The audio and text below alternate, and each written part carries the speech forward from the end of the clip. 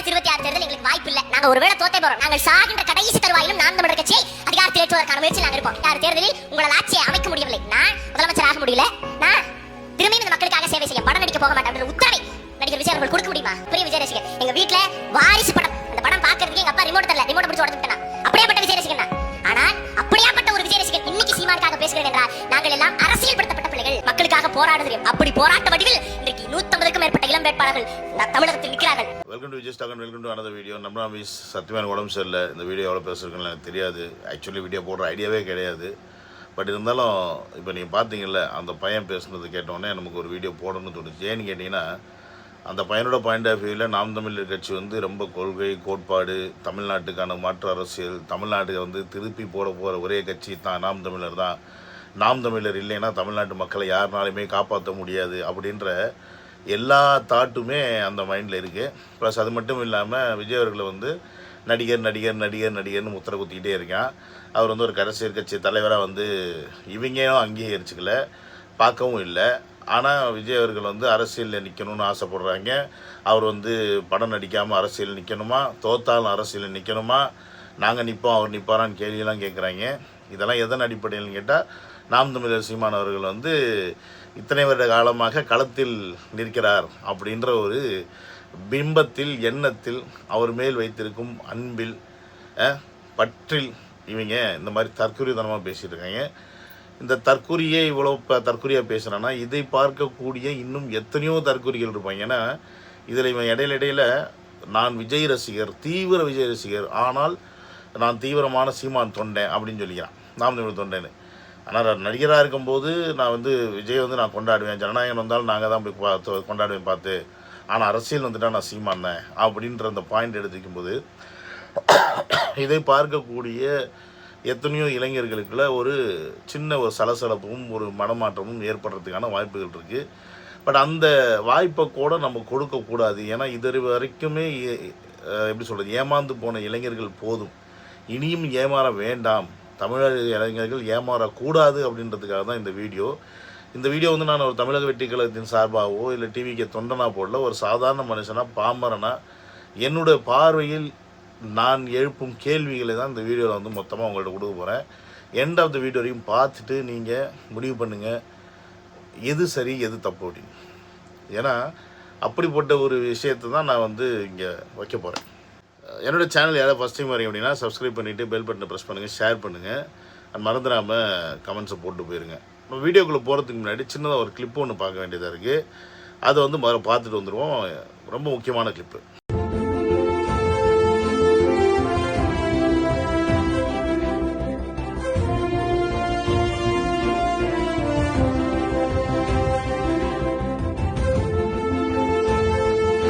இப்போ நீங்கள் பார்த்த அந்த கிளிப்பு பார்த்தீங்கன்னா, நாம் தமிழர் சீமான் அவர்கள் ஸ்டாலின் அவர்களுடைய வீட்டுக்கு போய் அவரை கண்டு துக்கம் விசாரிக்கிற ஒரு வீடியோ. இது நேற்று தான் நடந்துச்சு, பயங்கர வைரல் ஆயிடுச்சு, எல்லா இடத்துலையும் இது ஸ்ப்ரெட் ஆகிட்டு இருக்கு. ஸோ இது எதற்கான துக்க விசாரிப்புன்னு கேட்டிங்கன்னா, திமுகவுடைய தலைவரான இப்போ இந்த தலைவரில் இதற்கு முன்னாடி கலைஞருடைய மகன் முத்து, முதல் மனைவியின் மகன், அவர் இறந்துட்டார். அவருடைய இறப்புக்கு துக்கம் விசாரிக்கிறதுக்காக சீமானவர்கள் சென்றதா இந்த வீடியோவில், இது சென்ற வீடியோ தான் நீங்கள் பார்த்தது. அதுக்கப்புறம் ஒரு பேட்டி வெளில பேட்டி கொடுக்கும்போது இந்த விஷயத்தை சொல்கிறார். எனக்கு ஒன்றும் புரியல என்ன அப்படின்னா, சீமான் அவர்களுடைய மிகப்பெரிய கொள்கை என்ன சொல்கிறாரு, நான் திமுக அப்படின்ற ஒரு கட்சியை ஒழிக்கணும், அதாவது திராவிடம் அப்படின்ற பேச்சே இங்கே தமிழ்நாட்டில் இருக்கக்கூடாது, திராவிடத்தை ஒழிக்கிறது மட்டும்தான் என்னுடைய குறிக்கோள், அதுக்காக தான் நான் கட்சி எடுத்துருக்கேன், அதனால தான் நான் எந்த திராவிட கட்சிகளும் கொண்டு சேர மாட்டேன் அப்படின்ற ஒரு முன்னெடுப்பை எடுத்து பேசக்கூடிய, அரசியல் பண்ணக்கூடிய சீமான் அவர்கள்கிட்ட நமக்கு சில கேள்விகள் இருக்குது. ஆனால் அந்த கேள்விக்கு போகிறதுக்கு முன்னாடியே இப்போ இவங்க என்ன ஒரு முட்டு கொடுப்பாங்கன்னா, இது அரசியல் நாகரிகம், சீமான் மட்டும் இல்லை, எடப்பாடி பழனிசாமி அவர்கள் இரங்கல் தெரிவித்தார், மற்ற தலைவர்களும் இரங்கல் தெரிவித்தார்கள் அப்படின்ற ஒரு விஷயத்தை இங்கே பதிவு பண்ணுவாங்க. பட் மற்ற தலைவர்கள் கூட கம்பேர் பண்ணும்போது நான் சீமானை மற்ற தலைவர்களோடு கம்பேர் பண்ணலை. ஏன்னா முழுக்க முழுக்க ஒரு மாற்று அரசியல் வேணும் அப்படின்னு சொல்லி தமிழ்நாட்டுக்குள்ளே நாம் தமிழர் அப்படின்ற ஒரு கட்சியை, அதுவும் ஸ்ரீலங்காவில் இருக்கக்கூடிய ஸ்ரீலங்காவில் தமிழன தலைவராக இருந்த பிரபாகரன் அவர்களை நாம் தமிழர் கட்சியின் சின்னமாக, எண்ணமாக, செயலாக, வடிவமாக, முற்றிலும் அவருடைய வாழ்க்கையை பின்பற்றும் விதமாக இங்கே கட்சி ஆரம்பிச்சிருக்கேன்னு சொல்லக்கூடிய சீமானவர்கள் இந்த மாதிரி முரண்படும் போது தான் நமக்கு 1008 கேள்விகள் வருது. இப்போ ஜென்ரலாக வருவோமா, சிம்பிளாக நான் கேட்குறேன். நம்ம ஊர்களில், நம்ம வீடுகளிலே அங்காளி பங்காளி சண்டை வரும். அங்காளி பங்காளி சண்டை வருதுன்னு வச்சுக்கோங்க. அது ஒரு சின்ன இடத்தகராறு, பெரும்பாலும் இடத்துல தான் சண்டை வரும், இட பிரச்சனையில் தான் சண்டை வருதுன்னு வச்சுக்கோங்க. அப்படிப்பட்ட ஒரு இட பிரச்சனையில் சண்டை வந்ததுக்கப்புறமா அந்த அங்காளி பங்காளியும் கிட்டத்தட்ட பரம எதிரி மாதிரி வந்து டீல் பண்ணிப்பாங்க. பரம எதிரி மாதிரி. இவன் கல்யாணத்துக்கு அவனை கூப்பிட மாட்டான், அவன் கல்யாணத்துக்கு இவனை கூப்பிட மாட்டான், இவன் வீட்டில் இளவு வந்தால் வர மாட்டான், அவன் வீட்டில் இளவு பண்ணால் இவன் போக மாட்டான். அப்படி ஒரு வில்லத்தனத்தையும் விரோதத்தனத்தையும் காட்டிப்பாங்க இந்த பங்காளிங்க. அப்புறம் காலப்போக்கில் என்னைக்காவது யாராவது வந்து சேர்த்து வைக்க போகணும் முடிஞ்சுன்னா அந்த காலகட்டம் வரும்போது அவங்க வந்து ஒன்று சேர்த்துப்பாங்க.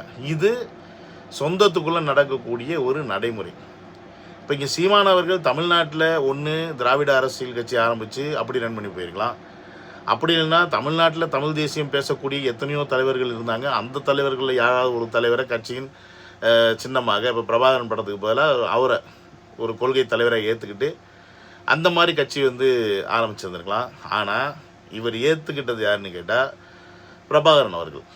இந்த இடத்துல எனக்கு ஒரு கேள்வி என்ன வருதுன்னா, அங்காளி பங்காளி சண்டை போட்டுக்கிட்டவங்களே, சின்னூண்டு இடத்துக்காக அடிச்சுக்கிட்டவங்களே பரம விரோதி மாதிரி டீல் பண்ணிக்கிட்டு இருக்க சூழ்நிலையில் நீ தலைவனாக ஏற்றுக்கிட்ட அந்த தலைவனை கொல்றதுக்கு உதவியாக இருந்த இந்த திமுக காங்கிரஸ் கூட்டணி, ஓகேவா, இந்த திமுக தான் நீ சொல்லிகிட்டே இருக்க, என்னுடைய மக்களை கொன்றார்கள், 1.5 லட்சம் மக்களை கொண்டுட்டாங்க, என்னுடைய மண்ணை திருடுறான், என்னுடைய மணலை திருடுறான், என்னுடைய எல்லாத்தையும் திருடுறான், நான் அவனை அழிச்சே ஆகணும், ஒழிச்சே ஆகணும், பெரியார் இந்த மண்ணை விட்டு தூக்கியே ஆகணும் அப்படின்லாம் இப்போ வரைக்கும் சண்டை போட்டுவிட்டு முக்காமத்து இறந்துட்டார் அப்படின்னோடனே நேரடியாக போய் துக்கம் விசாரிக்கிற அளவுக்கு நீங்கள் போகிறீங்க அப்படின்னா, நீங்கள் கேட்டால் உடனே தமிழர் மாண்புன்னு சொல்லுவீங்க. நாங்கள் கேட்டுட்டு நாங்கள் கேனப்பேனா இல்லை, எங்களை பார்த்தா எப்படி தெரியுது, கேப்பையில் நெய் எழுதின்னு சொன்னால் கூட நம்புகிற அளவுக்கு நாங்கள் கேனப்பேன் ஆகிட்டோம். அப்படி தானே? இப்போ ஒரு கலைஞர் இறந்துட்டார், ஒரு துக்கம் விசாரிக்கிறீங்க அப்படின்னா ஓகே, தமிழ்நாட்டுக்கு சிஎம் இருந்தார். இப்போ பெரும் தலைவர்கள், அதாவது எனக்கு தெரிஞ்சு தமிழ்நாட்டுக்கு சிஎம்மாக இருக்கவங்க தான் பெரும் தலைவர், அது தவிர யாரும் கிடையாது. ஸோ அப்படி இருக்கும்போது முத்து அப்படின்றவர் சீன்லேயே கிடையாது. இன்றைக்கி இருக்க ஜென்ரேஷனுக்கு, இந்த யங்ஸ்டர்ஸுக்கெல்லாம் யாருன்னே தெரியாது அவர். அப்படி இருக்கக்கூடிய அவரும் கிட்டத்தட்ட பல வருடமாக உடம்பு சரியில்லாமல் கிடந்து இன்றைக்கி இறந்து போயிட்டாருன்றதை அந்த சாக்கை வச்சு நீங்கள் ஸ்டாலினை பார்க்க போய் துக்கம் விசாரிக்கிறீங்க அப்படின்னா அப்படி என்ன தேவை வருது அப்படின்னு தான் கேட்குறேன். அப்படி என்ன மாண்பு, அப்படி என்ன அக்கறை திமுக மேலே? நீங்கள் தானே திமுக அழிக்கணும், திமுக ஒழிக்கணும், திராவிடம் இந்த தமிழ்நாட்டில் இருக்கக்கூடாது, திராவிட கட்சிகளை ஒழிக்கணும் அப்படின்னா திமுக ஒழிக்கணும், திராவிடம் வராமல் இருக்கணும்னா திமுக அழிக்கணும். திமுக அழிஞ்சால் மட்டும்தான் திராவிடம் தமிழ்நாட்டில் நினைக்காது. அப்படி இருக்கும்போது நீங்கள் அழிக்கணும்னு நினைக்கக்கூடிய ஒருத்தர் குடும்பத்தில் ஒருத்தர் இழவுக்கு நீ போய் துக்கம் விசாரிக்கிற அப்படின்னா நீ எப்படி அவரை அழிப்ப அப்படின்ற கேள்வி எனக்குள்ளே வருது. உனக்கு என்ன அப்படி சாஃப்ட் கார்னர்? நேற்று அதாவது எப்படின்னா 1 மணி நேரத்துக்கு முன்னாடி அங்கே ஸ்டேஜில் நின்று ஸ்டாலின் ஒழிக, உதயநிதி ஒழிக அப்படின்னு சொல்லி திட்டி விட்டு 1/2 மணி நேரம் கழித்து அவங்க வீட்டில் போய் உட்காந்து ஐயா என்னாச்சு, எப்படியாச்சு, எப்போ இறந்தார் அப்படின்னு உங்களால் எப்படி துக்கம் விசாரிக்க முடியும்? எனக்கு புரியல, எனக்கு சுத்தமாக புரியல. நான் சொன்ன மாதிரி சாதாரண இட சண்டைக்கு அடிச்சுக்கிட்டு சாவாங்க நம்ம மக்கள். எல்லா இடத்துலையுமே உண்டு இது. இன்னும் ஒரு வடி போய் செய்வினை வைப்பாங்க, சூனியம் வைப்பாங்க, எல்லாம் வைப்பாங்க. அவனை மட்டும் வந்து அவன் பிடிச்சி விட்டுருணுன்னு. நீ உன்னுடைய இனத்தை கொன்னவனை, உன்னுடைய மண்ணை திருடுறவனை, உன்னுடைய வளத்தை திருடுறவனை, உன்னுடைய எல்லாத்தையும் திருடுறவனை நீ போய் பார்க்குற அப்படின்னா இப்போ இதை என்ன மாதிரியான அரசியல் நீங்கள் வந்து கட்டமைக்கிற? எனக்கு புரியலையே. அப்புறம் எப்படி நீ திராவிடத்தை ஒழிப்ப? எனக்கு புரியல, எனக்கு சுத்தமாக புரியல. இங்கே போய் பார்க்குறீங்க, அப்புறம் திருப்பி இங்கே வந்துட்டு அதுக்கு அந்த கட்சிக்கு எதிர்த்து பேசுகிறீங்க. இது எப்படி நாங்கள் புரிஞ்சுக்கிறதுன்னு எனக்கு புரியல. முதல்ல அந்த தம்பி இதற்கான விளக்கம் கொடுப்பானா அப்படின்லாம் எனக்கு தெரியாது. ஏன்னா அவங்க தான் அரசியல் படுத்தப்பட்டாங்கல்ல. டேய், உங்கள் அரசியலே கேவலமான அரசியல்டா. உங்கள் அண்ணன் திராவிடத்தை வந்து ஒழிக்கணும்னு சொல்லிட்டு அவருக்கு நல்லாவே தெரியும் டெபாசிட் கூட வாங்க மாட்டோம் அப்படின்னு. 2026 உங்களுக்கு டெபாசிட்டும் கிடைக்க போகிறது கிடையாது. இந்த அங்கீகரிக்கப்பட்ட கட்சியை வந்து அதோட தூக்கிட்டு சுருட்டிட்டு நீங்கள் வீட்டுக்கு போக வேண்டியதான். இது எல்லாம் தெரிஞ்சும் நாம் தமிழர் சீமான் தனியாக நிற்கிறார் அப்படின்னா லூசுத்தனமான ஒரு அரசியலை இங்கே கட்டமைச்சிக்கிட்டு இருக்காரு. ஏன்னா அவருடைய அஜெண்டாவே, அவருக்கு கொடுக்கப்பட்ட அஜெண்டாவே ஓட்டை பிரித்து ஏடிஎம்கேவை அவுட் ஆகணும். இதை வந்து அவரே பல இடங்களில் சொல்லியிருக்கிறாரு. நான் களத்தில் நின்றனால ஏடிஎம்கேக்கு ஓட்டு கிடைக்கல அப்படின்னு, ஓட்டு குறைஞ்சிருச்சுன்னு. ஸோ அப்படி இருக்கும்போது இந்த மாதிரியான ஒரு ஆளை எப்படி நீங்கள் ஒரு தலைவரை ஏற்றுக்க முடியும்? இப்போ இதே இடத்துல தமிழக வெற்றி கழகம் திமுக அவர்களுடைய முக இறந்ததுக்கு ஒரு இரங்கல் தெரிவித்தாரா அப்படின்னு கேட்டால் எனக்கு தெரிஞ்சு இல்லை, எந்த அஃபிஷியலும் இல்லை. இது சரியானு கேட்டால் சரின்னு தான் சொல்லுவேன். Once enemy is always enemy, கரெக்டா? அவ்வளோதான் நீங்கள் matter. Once enemy is always enemy. அப்போ இவங்க சொல்கிற மாதிரி அரசியலில் வந்து நண்பனும் கிடையாது எதிரியும் கிடையாது அப்படின்ற மாதிரி இப்போ சீமான் அந்த கோட்பாட்டுக்குள்ள வராரா அப்படின்ற கேள்வி வருதுல்ல. அப்போ நீங்கள் உங்களுக்கு தேவைன்னா நீங்கள் சிஎம் போய் பார்ப்பீங்க, வேண்டாம்னா நீங்கள் வந்து சிஎம் பார்க்க மாட்டீங்க. ஏன்னா நீங்கள் எடுக்கிற அரசியலே போராட்ட அரசியல் தானே. நீங்கள் மக்களுக்கான அரசியல் என்றைக்கு எடுத்திருக்கீங்க?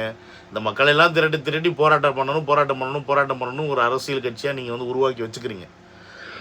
மக்களுக்காக போராடுவேன்னு திமுகவில் என்ன திட்டம் போட்டாலும் எதிர்த்து போராடுறோன்னு சொல்லிட்டு போய் போராடுவீங்க. ஆனால் அங்கே ஒன்றுமே நடக்காதுன்னு தெரியும். போராட்டத்தோடு முடிஞ்சு போச்சு. அதுக்கு ஒரு சட்ட போராட்டமோ அதை வந்து முடிச்சு வைக்கிறதோ அதை வந்து ஸ்டாப் பண்ணுறதோ கிடையாது. இது வரைக்கும் அப்படி எந்த விஷயத்தை நாம் தமிழர் வந்து சக்ஸஸ் பண்ணியிருக்கு? ஒன்றுமே கிடையாது. நீங்கள் எந்த போராட்டத்தை கையில் எடுத்தாலும் கடைசியில் ஆப்பு கன்ஃபார்ம். அதில் வந்து மாட்டுக்கிறதே கிடையாது.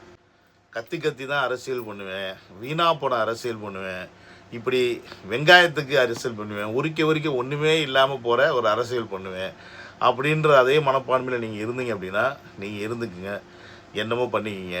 நம்மளால் அட்வைஸ் மட்டும் தான் பண்ண முடியும். என்னுடைய கேள்விகள் இதெல்லாம். உனக்கு இந்த கேள்வி தோணுச்சு, நாம் தமிழர் பார்க்குறவங்களுக்கு தோணுச்சு அப்படின்னா நீங்கள் தான் உங்கள் அண்ணனை கேட்கணும். ஏன்னா என்னை பொறுத்த வரைக்கும் ஒருத்தன் விரோதி அப்படின்னா விரோதி தான். அவன் வீட்டில் இறந்தாலும் சரி, வாழ்ந்தாலும் சரி, சந்தோஷமாக இருந்தாலும் சரி, ஒன்றுமே கிடையாது. அவங்க வீட்டில் கை நினைக்க மாட்டோம், அவங்க வீட்டுக்கு போக மாட்டோம். அப்படி பார்த்தா சீமானுக்கு திமுக அப்படின்ற கட்சி ஒரு விரோத கட்சி. திமுக அப்படின்ற கட்சி தன் இனத்தை அழித்த கட்சி. தன் இனத்தை அழித்த ஒருவன் வீட்டில் ஒருவன் அதுவும் உடல் நிலை சரியில்லாமல் ஒருத்தன் இழந்துட்டார் அப்படின்னோடனே ஓடி போய் நீ துக்கம் விசாரிக்கிற அப்படின்னா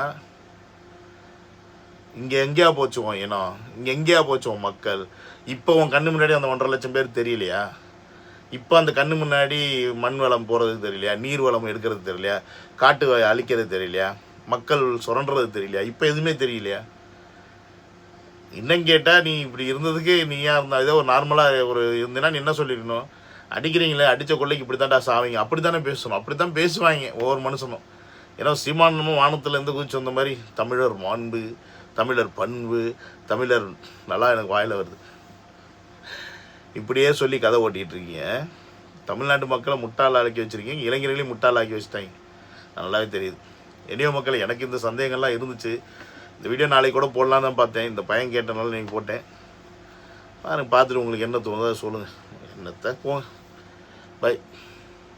தமிழ்நாடு முழுக்க இருக்கிற உயர்கல்வி நிறுவனங்களான அரசு மற்றும் தனியார் கல்லூரிகளில் பட்டம் படிக்கிற, மேல்நிலை பட்டம் படிக்கிற பல்கலைக்கழகங்கள் வரை ஏறத்தாழ 2000க்கும் மேற்பட்ட கல்வி நிறுவனங்களில் வாயில்களில், கல்லூரிக்கு வெளியிலே வாயில்களில் திராவிட முன்னேற்ற கழகத்தில் மாணவர் அணி ஓரணியில் தமிழ்நாடு என்கிற ஒரு கருத்துருவாக்கத்தை ஆரம்பித்திருக்கிற தமிழ்நாடு முதலமைச்சர் எங்களுடைய கழகத் தலைவருடைய குரலுக்கு வலு சேர்க்கிற முகமாக கல்லூரி வாயில்களிலிருந்து தமிழ்நாடு அரசு இந்த 4.5 ஆண்டு காலத்தில் கல்விக்கு செய்திருக்க பணிகள் குறித்தும், திராவிட இயக்கம் கல்விக்கு எவ்வளவு முக்கியத்துவம் கொடுத்திருக்கிறது என்பது குறித்தும் ஒரு துண்டறிக்கையை அடித்து விழிப்புணர்வு பிரச்சாரத்தை ஆரம்பித்திருக்கிறோம். தமிழ் புதல்வன், புதுமை பெண், நான் முதல்வர், காலை உணவு, இல்லம் தேடி கல்வி என்று பல்வேறு திட்டங்கள் மூலியமாக உயர்த்தியிருக்கிறார். அதை மாணவர்களிடம் கொண்டு செல்கிற முகமாக வீடுகளில் ஓரணியில் தமிழ்நாடு என்கிற பிரச்சார இயக்கத்தை முதலமைச்சர் ஆரம்பித்திருக்கிறார். அது கருத்தை உருவாக்குற முயற்சியாக, ஒரு புது முயற்சியாக தமிழ்நாடு முழுக்க இருக்கக்கூடிய எல்லா கல்வி நிறுவனங்களுக்கும் இந்த துண்டறிக்கையை கொண்டு போய் சேர்க்கிறோம். இந்த துண்டறிக்கையில் நாங்கள் சொல்லியிருப்பது, கல்வியில் சிறந்த தமிழ்நாடு என்று நாம் ஏன் சொல்கிறோம்? மற்ற மாநிலங்களில் இருக்கிற எந்த இளைஞர்களுக்கும் தமிழ்நாட்டு கல்வியின் மீது ஒரு மோகம் இருக்கிறது என்றால், தமிழ்நாடு சாதி பார்க்காது, மதம் பார்க்காது, சமூக நீதியும் சமத்துவத்தை சொல்கிற கல்வி இருக்கிறது. காரணம், இங்கு பள்ளி கல்வி என்பது சாதியை போதிக்காது, சமூக நீதியை, சமத்துவத்தை போதிக்கிறது. அதற்கு காரணம் திராவிட இயக்கம். அதற்கு வலு சேர்ப்பது போல் மாண்புமிகு முதலமைச்சருடைய நடவடிக்கைகள் இருக்கிறது, திராவிட முன்னேற்ற கழகத்துடைய கொள்கை இருக்கிறது என்பதை மாணவர்களுக்கு விளக்கும் முகமாக இந்த பிரச்சார முகத்தை எடுக்கிறோம். இந்த துண்டறிக்கை மாணவர்கள் மத்தியில் ஒரு எதிர்பார்ப்பையும், மாணவர்கள் மத்தியில் ஒரு கருத்துருவாக்கத்தையும், மாணவர் மத்தியில் மாற்று மற்றும் ஆதரவு கருத்துக்களை உண்டு பண்ணும் என்று நம்புகிறோம். ஒரு அரசியல் கருத்தை விதைப்பதன் முயற்சியாக இன்று இப்போது ஆரம்பித்திருக்கிறோம். கோவையில் ஆரம்பித்திருக்கிறேன். தமிழ்நாடு முழுக்க எங்களுடைய துணைச்சியாளர்கள் காலையில் ஆரம்பித்திருக்கிறார்கள். ஒரு வாரத்தில் தமிழ்நாடு முழுக்க எல்லா கல்வி நிறுவனங்களுக்கும் இந்த கழக அரசு சாதனையை, கல்வியின் தேவையை, திராவிட இயக்கம் கல்வி கொடுக்கிற முக்கியத்துவத்தை, இடஒதுக்கீடு, தமிழுடைய மாண்பு, கல்வி திட்டங்களை கொண்டு போய் சேர்ப்பதுதான் இந்த பிரச்சாரத்துடைய நோக்கமாக கருதுகிறோம்.